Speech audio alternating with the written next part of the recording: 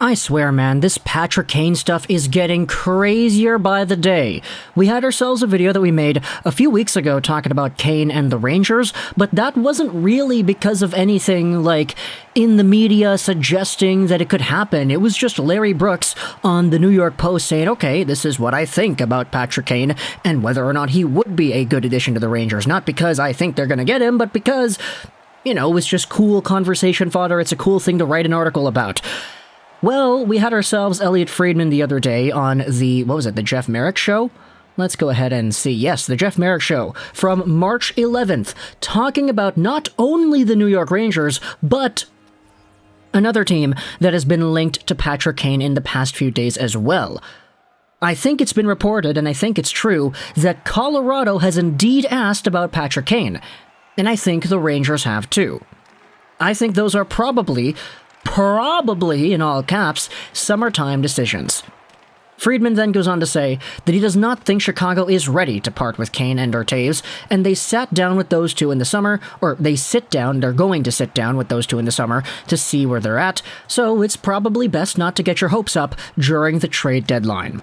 And yeah, this time it's no longer just a speculative piece. It's Friedman going out there and saying, I think they've had conversations about this, and I think should we actually see a trade, it's going to be done at this point in time rather than within the next week or so, like in the trade deadline or whatever. So let's talk about Patrick Kane. Let's talk about the idea of trading him away. Let's talk about the Rangers, and we'll talk about the Colorado Avalanche too. Patrick Kane, as we've all known, is a very good hockey player. He's 33 years old, 5'10", 176, a left-handed guy, making $10.5 million a season with one more year. He's got a full no move, which means he's in control as to whether or not he goes or whether or not he stays, but the way the Chicago Blackhawks have been going about their entire process the past few weeks, you could definitely debate whether or not a Patrick Kane or a Jonathan Taves would want to stick around in this team to play one more year. The reason being is that the Chicago Blackhawks are no longer in that win-now mode. They've really sort of deflated from when they were in their heyday in the mid-2010s, and ever since the past few years, we've seen more and more moves that just kind of indicate that the heyday of the Chicago Blackhawks is no longer in store, and that they're going to have to restock, refuel, and reload come the next few seasons. Patrick Kane and Jonathan Taves were reportedly pretty pissed off with how the team was dealing with their entire trade negotiations a year ago, and so now with new management, with 1 year left on the contract, and with a $10.5 million cap hit, there's an idea going out there that Patrick Kane could spend the last year of this deal on some other team. Now, whether or not he goes to Colorado or he goes to New York, it doesn't matter. Patrick Kane is still going to be a talented hockey player. You take a look at the last 5 games, he's got 12 points, 3 goals, 9 assists, and in his last 10 games, he's got 19 total points. Now, this video will be uploaded on Sunday in the evening, I believe, for all you Eastern folk over there, and 3 p.m. for the Pacific guys, but this video is indeed being recorded on Friday, March 11th, 6:35 p.m., so the numbers might not be completely accurate. I apologize about that.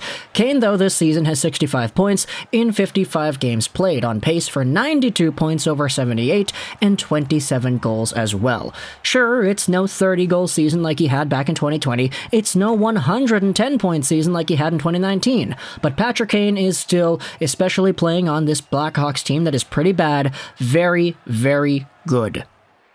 So, what exactly could the Colorado Avalanche or the New York Rangers expect when acquiring a guy like Kane?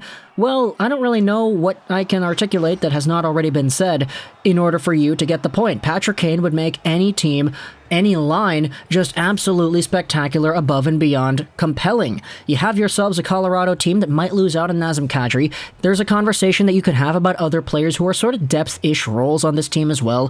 Burakovsky, you have Valeri Nichushkin, who are also expiring next season, and then Nathan MacKinnon expires in 2024. That's going to be the really big one right there. But if you wanted to say that for Patrick Kane's last year in his deal, 2022-2023, you wanted to go pure all-in, add this guy to the Colorado Avalanche. Now, I have no idea how it would work financially. He's making 10.5. If you retain half, that's, 5.25? I had to quickly process that at the back of my mind because I didn't know off the top of my head. But The Colorado Avalanche do have some players that are making around the range of $5 million. Samuel Girard is making 5, Devon Toews is making 4.1. You probably don't want to trade those guys. Eric Johnson's making 6. I don't know if you want to go out there and trade him either. You have JT Compher making 3.5. You have, of course, the top 3, Rantanen, Landeskog, McKinnon, all making 6.3, 9.25, and 7. I said it in a different order. That's my bad. But you get what I mean here. All these guys are going to be on the books for next season as well. So if you add Patrick Kane onto this squad, imagine a power play of Rantanen, Landeskog, McKinnon, Makar, and Kane. Yeah, you want to talk about the Gretzky 80s Oilers always scoring a whole bunch of power play points? Actually, no, they didn't do that, right? They would never go in the power play because they would always take extra penalties in order to make it 4-on-4, right? Yeah, no, Colorado would probably be the best power play we have seen, ever if they have Landeskog, McKinnon, Rantanen, Makar, and Patrick Kane. So, yeah, I'm kind of thinking about things in a very nightmarish way if I see that go down anytime soon. Obviously, the price for a Patrick Kane would be huge as well. You'd be digging into your prospect pool, you'd be digging into your picks pool, I can't believe I just said that. You'd be shelling out picks, you'd be shelling out prospects, you'd be shelling out value at the top of your roster as well. You can't get Patrick Kane scot-free without giving up significant pieces back. And for the New York Rangers, there's another conversation that you can have about them that sort of follows the same line. Now, the Rangers have been very weird this season. You have yourselves a really good goal streak going on by Chris Kreider. You have, of course, Panarin and Zibanejad being as good as they are right now, too. You have a fantastic game-changing goalie in Igor Shesterkin, who has been phenomenal. But when it comes to depth scoring, you could argue the Rangers could improve there. When it comes to defense, you could argue the Rangers could improve there too. This is a strange team because on paper, you take a look at the wins and the losses, they're doing everything right. It's just when you watch the games, you can see there's still very many holes on this team. Now, one of those holes you could debate is consistent scoring throughout the rest of your winger lineup, and Patrick Kane is a guy that would come in here and immediately fulfill that role. You don't even need to have him playing with Panarin like they did back in Chicago. You don't need to have things going down like that. You can still play him anywhere else in your lineup, and he's going to be fine because it's Patrick Kane. The Rangers also do have a sizable amount of draft picks. They have better prospects, I think, than the Colorado Avalanche do. I mean, the Avalanche do have Bowen Byram, but the Rangers have a pretty good cast themselves.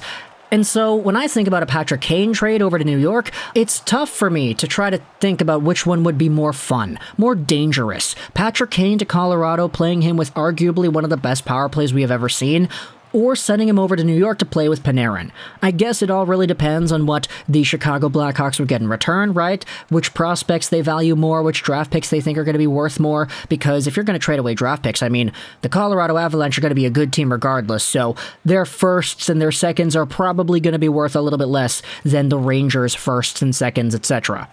So, let me know in the comments what do you think about this entire idea over here. It was brought up onto the Jeff Marek Show, and we also had ourselves, what was it, NHL Rumours Daily? Yeah, he's a very good insider who actually does have some pretty good sources in the NHL, saying that he has zero doubts the Rangers would look into this as well.